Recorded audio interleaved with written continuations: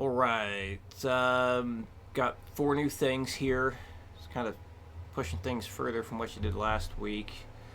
Uh, Everything looked good in the videos that you sent. Can't think of anything that would need any correcting, so that's good. So things are definitely moving along at a good pace, I think. You're hitting pretty high speeds with stuff. So I wanted to kick it up a notch with this whole doing multiple downstrokes and upstrokes in a row.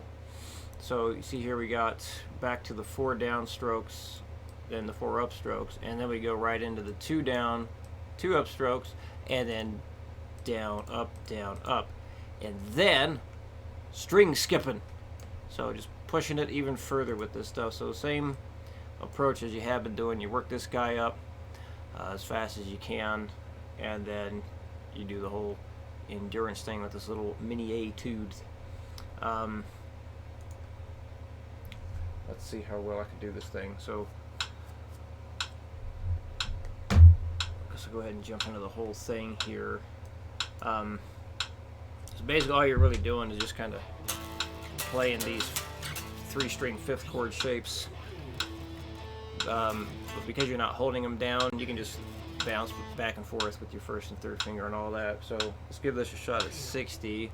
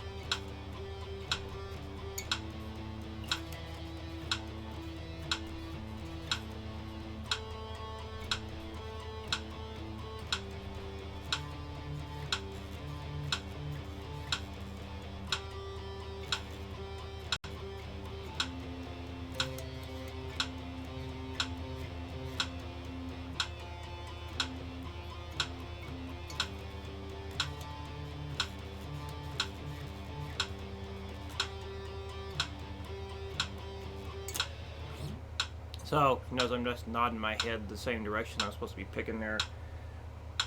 That seems to be quite helpful for me. Try it at 80. See if I can spot any insightful info I can give.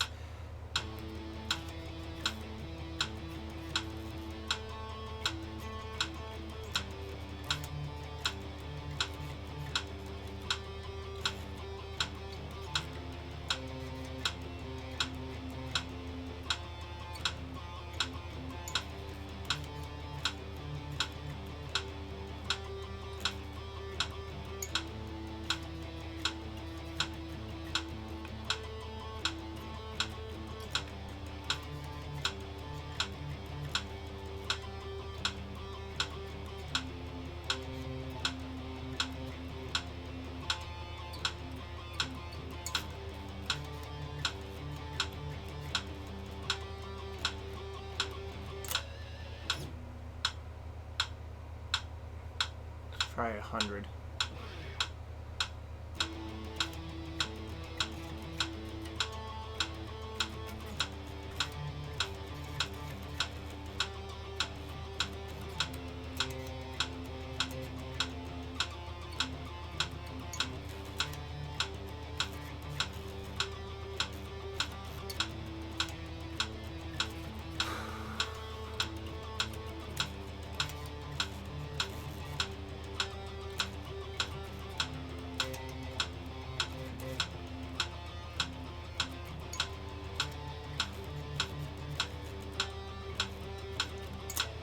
I think I accidentally got an upstroke, like maybe right here on the repeat, somewhere in there. So what I'm noticing is at the faster tempos, or at least that faster tempo, it actually feels like your arm, at least my arm, got a little bit of a break when it went to the strict alternate picking. But it's definitely doing the usual, getting a little bit more and more tense in the arm while doing that stuff. But then, yeah, you get the It's a little bit of a breather there when you go back and forth. And then I had to take a big breath there at one point just to make sure the oxygen's going into the muscle there so I could keep pushing myself. So that's one thing to do if you haven't been doing it. Make sure you remember to breathe as you're pushing yourself and pushing the endurance there. Gotta make sure you got enough oxygen coming in. Alright, number 2. We're going to take paradiddle, pick in a little bit further. I think it's a little bit further. You might find this a little easier than the other one. I don't know. So it's kind of scale based, or kind of scale run based here. It's not changing a note every single time. It's changing a note every time you change pick direction. So see here, when you got 2 downstrokes in a row, you have the same note. When you have the 2 upstrokes in a row, you have the same note. So pattern wise, it's just going up and then going up an octave. So let's give this a go. Good old 60. See if I can find any insights. Still doing the whole head nod thing in the direction I'm going.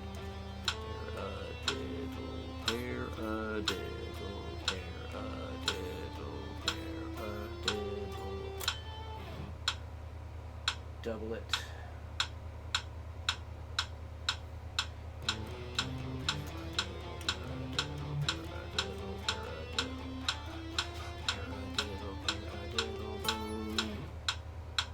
I'm going to go to 160 next.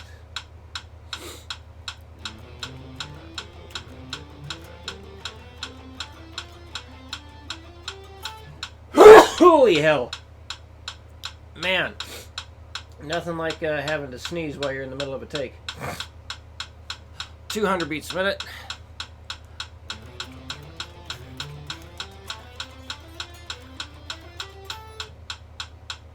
I think that was, no. I think I screwed up one little part. I think I picked down when I should have picked up on the second to last note. Try it again.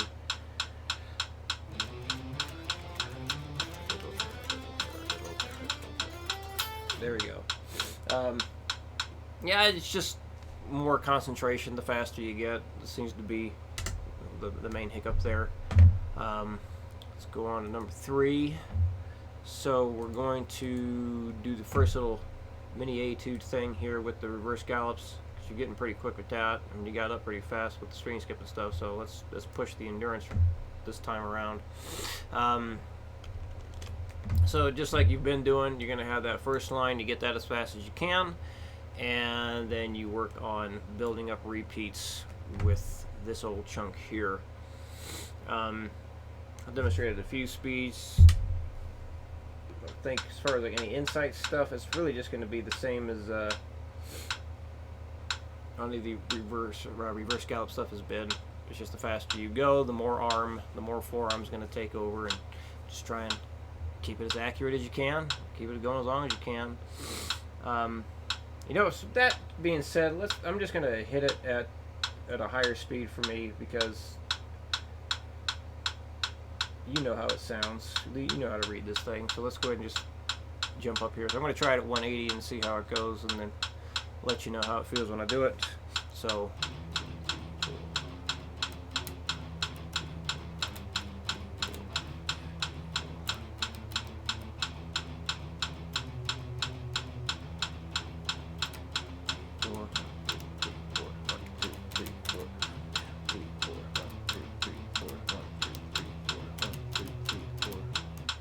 okay, I'm going to try 200 now. I felt just a teensy bit of fatigue wanting to set in, kind of in this area here, even though I'm mainly just doing this kind of forearm rotation type picking in that situation. Alright, so here's 200, let's see what happens.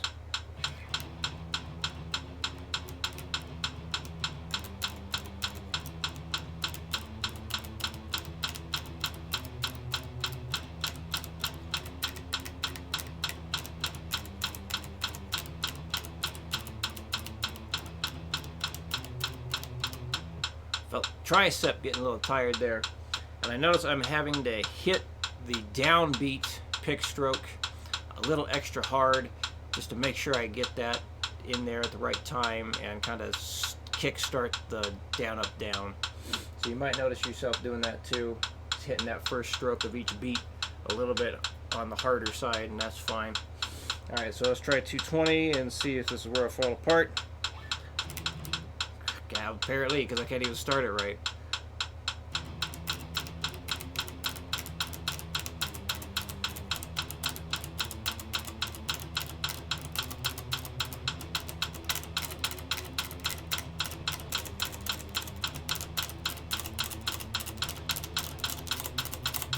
Woo!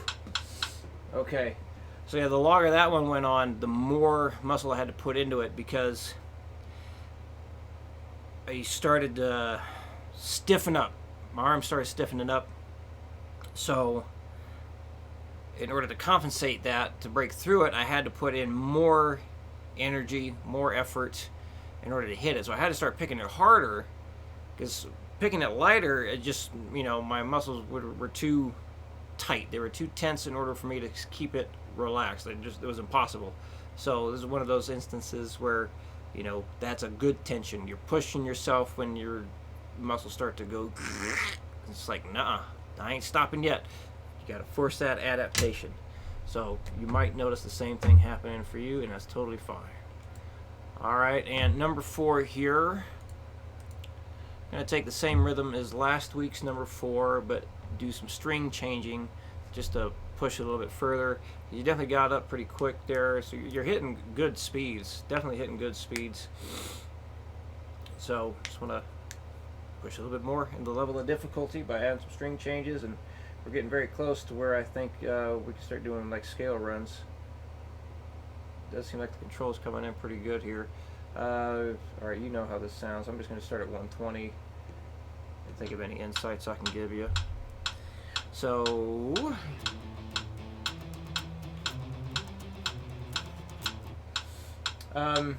just going to be like any other string changing thing. When you get faster and faster, you're going to have to be careful with your left hand muting, just making sure that the adjacent strings are muted, because you will be hitting adjacent strings the faster you get. It's one of those inevitable things. So here's 160. I was a little rushed.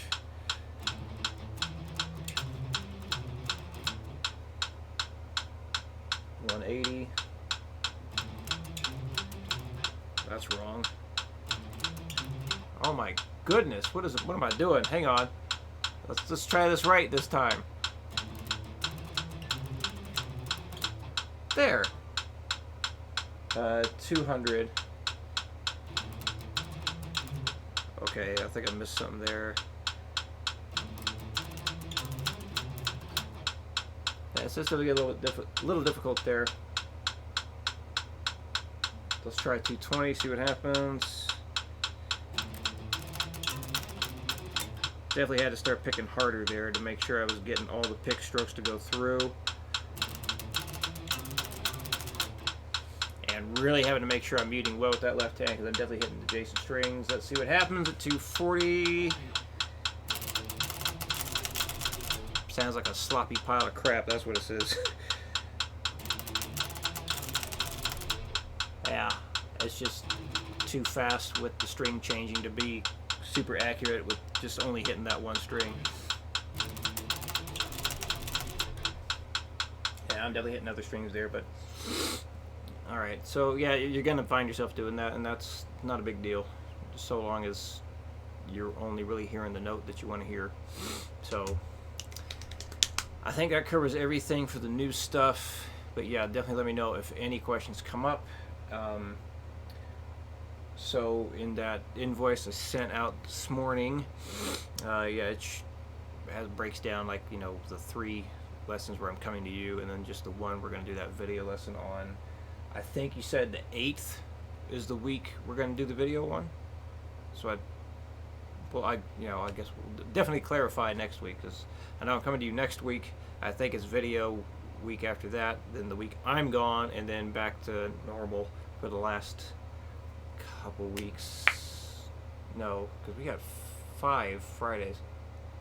I'm forgetting what the heck is going on. One of those were totally missing. Anyway, I know we'll get it clarified, and I'll write it all down for sure. Bring my calendar. Do my best to remember to bring the calendar next time. Yeah, so I'll see you in a week from tomorrow. Let me know if you have any questions, and we're done.